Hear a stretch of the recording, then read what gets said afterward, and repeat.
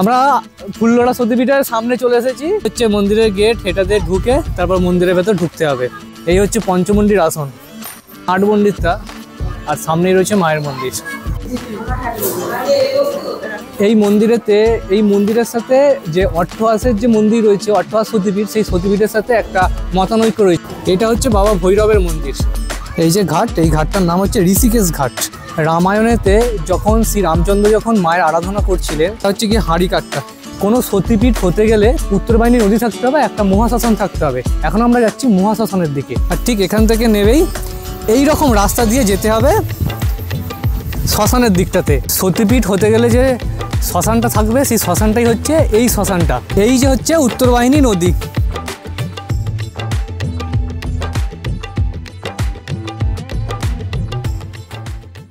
সুপ্রভাত সকলকে, কেমন আছেন সবাই? আশা করি সকলে ভালো আছেন, সুস্থ আছেন। আজকে আবারও বেরিয়ে পড়েছি একটা নতুন জায়গায় ঘোরার জন্য। আর প্রতিবারের মতো আমি এখন আছি হাওড়া স্টেশনে, হাওড়া ব্রিজের ঠিক নিচেটাতেই, মুখটা দিয়ে ঠিক দাঁড়িয়ে আছি। আর আজকে আমি যাচ্ছি সতী মায়ের 51টা সতীপীঠের মধ্যে একটা অন্যতম সতীপীঠ মা ফুল্লরা দেবীর মন্দির দর্শন করতে। আর এই মা ফুল্লরা দেবীর মন্দিরটা রয়েছে আহমেদপুর থেকে নেবে লাভপুরেতে। আচ্ছা, লাভপুর বললেও হয় আর আহমেদপুর বললেও হয়।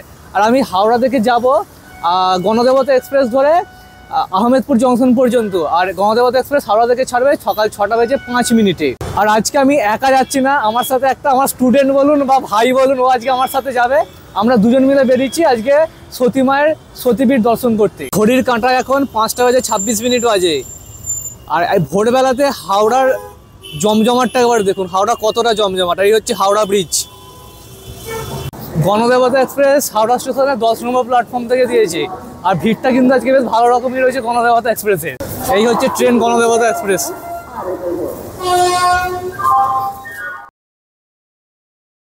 আহমেদপুর স্টেশনেতে নেমে গেছি। নেমে ওভারব্রিজটা দিয়ে বাইরে বেরোবো। বাইরে বেরিয়ে বাস স্ট্যান্ড পড়বে। বাস স্ট্যান্ড থেকে বাস ধরে চলে যাব লাভপুর পর্যন্ত। আর ট্রেনটা চলে যাওয়ার পর স্টেশনে ফাঁকা হতে তবে এই প্ল্যাটফর্ম থেকে বাইরে বেরোচ্ছি। এই হচ্ছে গিয়ে আহমেদপুর জংশন। এই হচ্ছে আহমেদপুর বাস স্ট্যান্ড। এই ওভারব্রিজের ওপর থেকে আপনাদের বাস ধরতে হবে লাভপুর যাওয়ার জন্য। এই ওভারব্রিজ থেকে একটা টোটোয় বসে গেছি। টোটোটা হচ্ছে নেবে 20 টাকা করে, লাভপুর বাস স্ট্যান্ড পর্যন্ত পৌঁছে দেবে।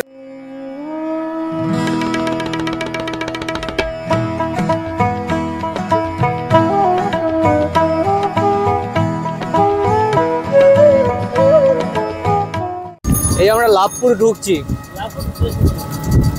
হচ্ছে ফুল্লরা মন্দিরের গেট।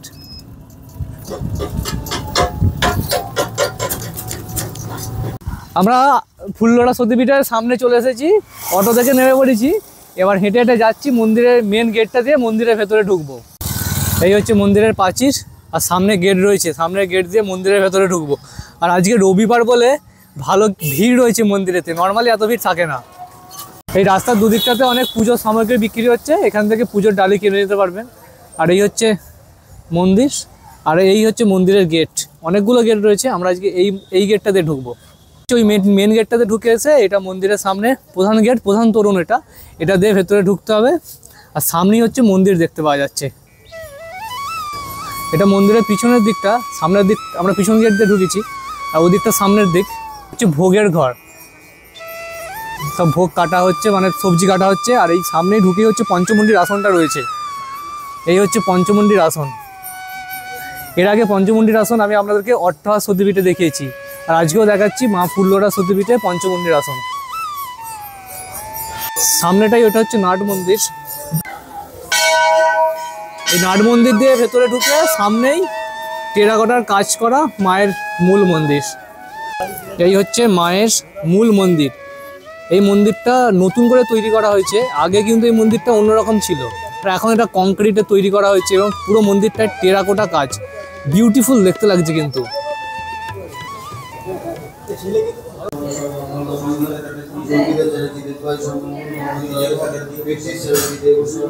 সান্ডিল গস্ত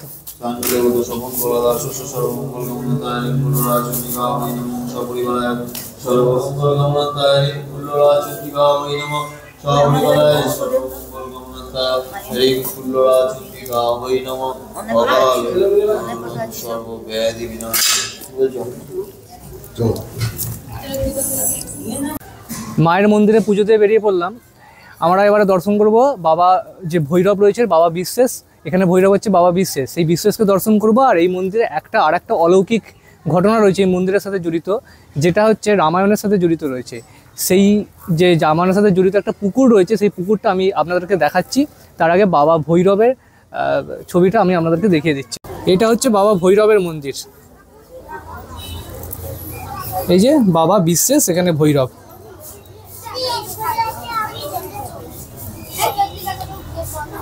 বাবা ভৈরবের মন্দিরটা রয়েছে এই যে মায়ের মূল মন্দির, আর মায়ের মূল মন্দিরের পাশেই রয়েছে এই বাবা ভৈরবের মন্দির। এই মন্দিরের সাথে যে অট্টহাসের যে মন্দির রয়েছে, অট্টহাস সতীপীঠ, সেই সতীপীঠের সাথে একটা মতানৈক্য রয়েছে। অনেকে বলে যে অট্টহাস মন্দিরটা হচ্ছে সতীপীঠ, আর অনেকে বলে ফুলওয়াটা সতীপীঠ। তা সেই বিষয়ে আমি আর যাচ্ছি না। অট্টহাসেতেও মায়ের ঠোঁটের অধহস্তটার নিচের অংশটা পড়েছিল, আর এখানেও কথিত রয়েছে কি মায়ের ঠোঁটের নিচের অংশটা অর্থাৎ অধহস্তটা এখানে পড়েছিল। আর ওখানেও বাবা ভৈরব ছিলেন বিশ্বেশ, আর এখানেও বাবা ভৈরব বিশ্বেশ। আমি অলরেডি অট্টহাস সতীপীঠটা কভার করেছি। যদি সেই ভিডিওটা না দেখে থাকেন, আমি লিঙ্কটা নিচে ডেসক্রিপশানে দিয়ে দেবো, আপনারা ওখান থেকে দেখে নিতে পারেন। এই হচ্ছে সেই অলৌকিক পুকুরটা। আর এইখানে হচ্ছে সতীমাকে কাঁধে নিয়ে রয়েছে মহাদেব, সেখানে একটা ছবি রয়েছে। আর এই হচ্ছে পুকুরটা।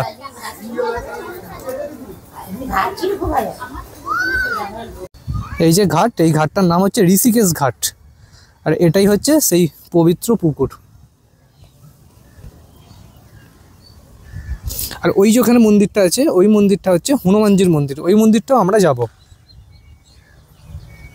রামায়ণেতে যখন শ্রী রামচন্দ্র যখন মায়ের আরাধনা করছিলেন, তো মায়ের পুজোর সময় 108টার যে অকাল বোধনের সময় পদ্মফুলের প্রয়োজন হয়েছিল, সেই 108টা পদ্মফুল হনুমানজি মায়ের কথা মতোই এই পুকুর থেকেই তুলে নিয়ে গিয়েছিলেন, এরকমই কথিত রয়েছে।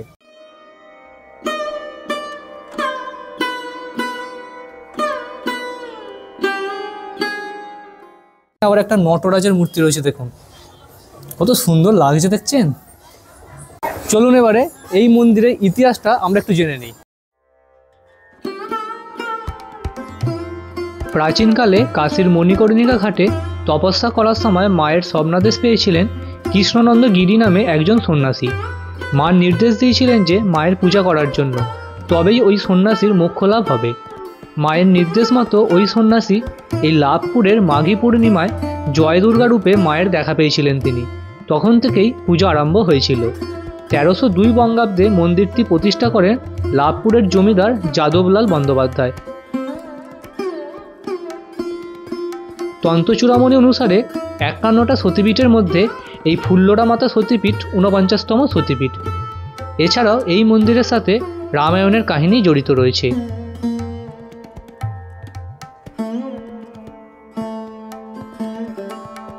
রামায়ণেতে বর্ণিত রয়েছে শ্রী রামচন্দ্র যখন দেবী মায়ের পূজা করছিলেন, তখন অকাল বোধনের সময় 108টা পদ্মফুলের প্রয়োজন হয়ে পড়েছিল। তখন মায়ের নির্দেশ মতো শ্রী হনুমান এই মন্দিরের পুকুর থেকেই 108টা পদ্মফুল সংগ্রহ করে নিয়ে গিয়েছিলেন।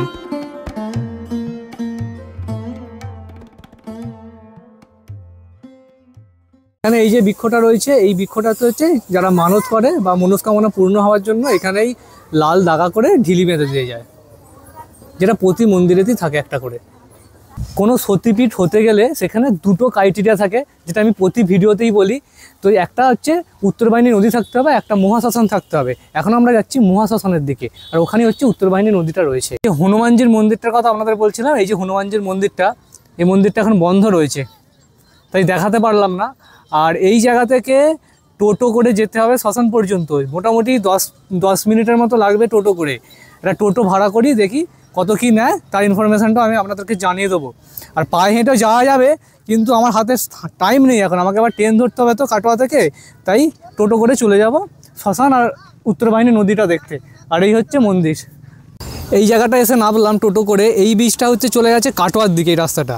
আর ঠিক এখান থেকে নেবেই এই রকম রাস্তা দিয়ে যেতে হবে শ্মশানের দিকটাতে। আর শ্মশানটা দেখি বুঝতে পারা যাচ্ছে যে একদম ভয়ানক জায়গাতে। রাস্তাগুলো দেখুন, মানে যে কোনো সতীপীঠ হতে গেলে যে একটা আদর্শ পরিবেশের প্রয়োজন হয়, সেই আদর্শ পরিবেশ এই মা ফুল্লরা সতীপীঠে রয়েছে। আমি এখনও পর্যন্ত যতগুলো সতীপীঠ ঘুরেছি তার মধ্যে সবথেকে ভয়ানক শ্মশান এটাই লাগছে। চারিদিকটা নিস্তব্ধ একদম, কোনো লোকজন নেই, কোনো মানুষজন নেই। একটা আসলেই পরে গা ছমছমে ভাব অনুভব করতে পারা যাবে।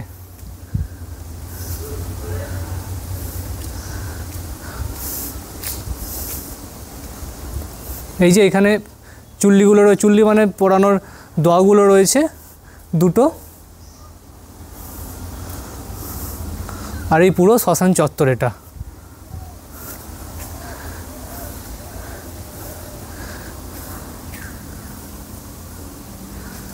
আর জায়গাটা কীরকম জায়গা এবার দেখুন, কোনো লোকজন তো প্রথম কথা নেই, দ্বিতীয় কথা পুরো জঙ্গল ঘেরা, মেন রোডের ধারেই, কিন্তু হলে কি হবে, আশপাশে 1-1.5 কিলোমিটার রেডিয়াসের মধ্যে কিচ্ছু নেই, সম্পূর্ণ ফাঁকা। আর এখানে একটা বাবার মন্দির রয়েছে, বা মা কালীর একটা মন্দির রয়েছে এখানে, হ্যাঁ মা কালীর মন্দির রয়েছে এখানে একটা। আর এই হচ্ছে পুরো শ্মশান চত্বর। আর আমার স্টুডেন্ট, আমার ভাই যেটা এসছে সে ওখানে দাঁড়িয়ে আছে, ওখান থেকে হাত নাড়ছে ওই যে। অনেকেই তো মা ফুল্লরা সতীপীঠ আসেন, এই শ্মশানটা কি কখনো ঘুরে দেখেছেন? এই ভিডিওটা দেখার পর আপনারা অবশ্যই শ্মশানটা একবার ভিজিট করে যাবেন, কেননা সতীপীঠ ঘুরতে এলে শ্মশান আর নদী যদি আপনারা না ঘোরেন তাহলে সেই সতীপীঠ ঘোরাটা সম্পূর্ণ হয় না। তার কারণ সবাই জানেন যে সতীপীঠ হতে গেলে একটা মহা শ্মশান থাকতে হবে এবং একটা উত্তরবাহিনী নদী থাকতে হবে। আর এই শ্মশানটা একটা আলাদা লেভেলের বলা চলে, মানে আর কোনো মুখের ভাষা নেই আমার যেটাতে আমি সম্বোধন করব। অসাধারণ লাগছে, অসাধারণ নিস্তব্ধ জায়গায়, গাটা ছমছম করছে। একা এলে হয়তো আমি কিছুক্ষণ দাঁড়িয়ে চলে যেতাম, যেহেতু সাথে একজন আছে তাই একটু সাহস করে বেশ কিছুটা টাইম এই শ্মশানে কাটিয়ে এবারে শ্মশান থেকে বেরিয়ে যাচ্ছি উত্তরবাহিনী নদীর দিকটাতে।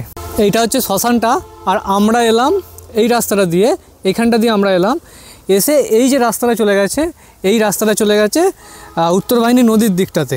এই যে হচ্ছে উত্তরবাহিনী নদী,